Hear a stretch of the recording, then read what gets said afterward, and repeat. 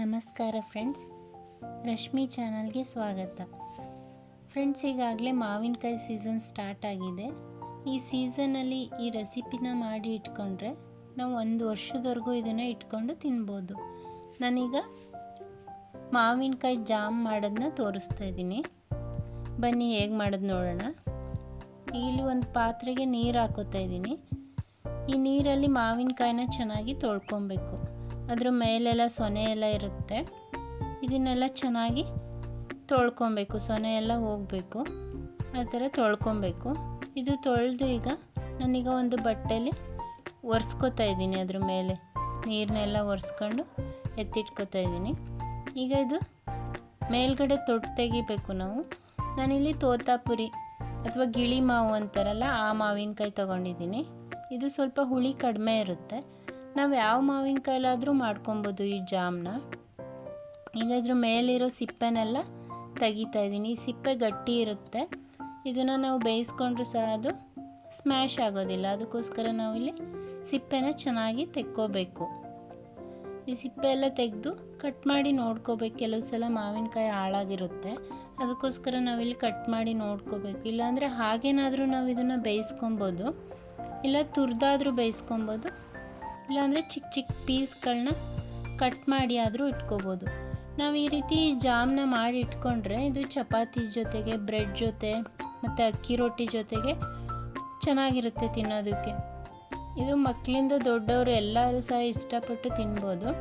ಹಾಗೆ ಚಿಕ್ಕ ಮಕ್ಕಳಿರೋರ ಮನೇಲಿ ಲಂಚ್ ಬಾಕ್ಸ್ ಪ್ಯಾಕ್ ಮಾಡಿ ಸ್ಕೂಲ್ಗೆ ಕಳಿಸ್ಬೇಕಂದ್ರೂ ಈ ಜಾಮ್ ಮಾಡಿ ಇಟ್ಕೊಂಡ್ರೆ ಚಪಾತಿ ಜೊತೆಗೆ ಒಳ್ಳೆ ಕಾಂಬಿನೇಷನ್ ಆಗಿರುತ್ತೆ.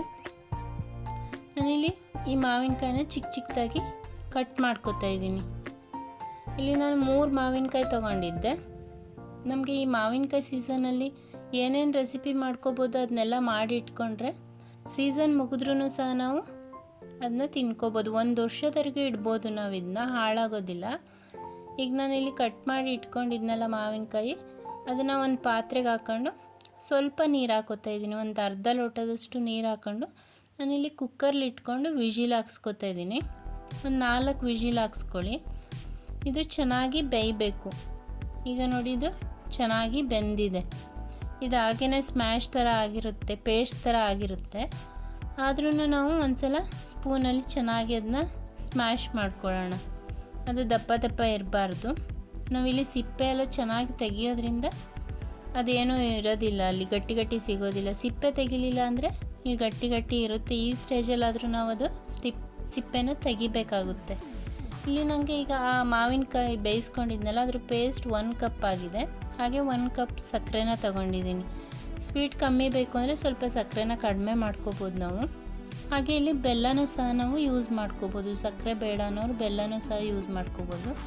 ಈಗ ನಾನು ಒಂದು ಪ್ಯಾನಲ್ಲಿ 1 ಬೌಲು ಮಾವಿನಕಾಯಿ ಮತ್ತು 1 ಬೌಲು ಸಕ್ಕರೆನ ಹಾಕಿ ಗ್ಯಾಸ್ನ ಸಿಮ್ಮಲ್ಲಿ ಇಟ್ಕೊಂಡು ಚೆನ್ನಾಗಿ ತಿರುಗಿಸ್ತಾ ಇರಬೇಕು.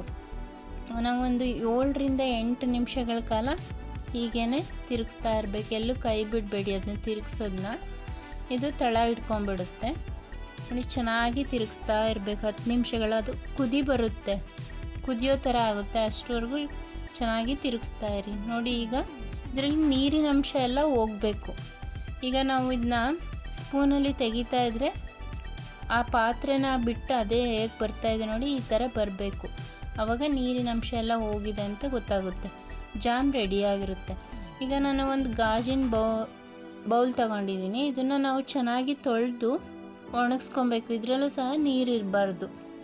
ಈಗ ಈ ಜಾಮ್ನ ನಾನು ಈ ಗಾಜಿನ ಕಂಟೈನರಲ್ಲಿ ಹಾಕಿ ಸ್ಟೋರ್ ಮಾಡಿ ಇಟ್ಕೋತಿದ್ದೀನಿ. ಇದು 1 ವರ್ಷ ಆದರೂ ಸಹ ಹಾಳಾಗೋದಿಲ್ಲ. ಹಾಗೆ ಸ್ವಲ್ಪ ಉಪ್ಪನ್ನು ಸಹ ಹಾಕ್ಕೋಬೇಕು ನಾವಿಲ್ಲಿ ಲಾಸ್ಟಲ್ಲಿ. ಈ ವಿಡಿಯೋ ಇಷ್ಟ ಆಗಿದರೆ ನಿಮಗೆ ಶೇರ್ ಮಾಡಿ, ಲೈಕ್ ಮಾಡಿ, ಹಾಗೆ ಕಮೆಂಟ್ಸ್ ಮಾಡಿ. ನೀವು ಒಂದ್ಸಲ ಈ ರೆಸಿಪಿನ ಟ್ರೈ ಮಾಡಿ ನೋಡಿ, ತುಂಬ ಚೆನ್ನಾಗಿರುತ್ತೆ.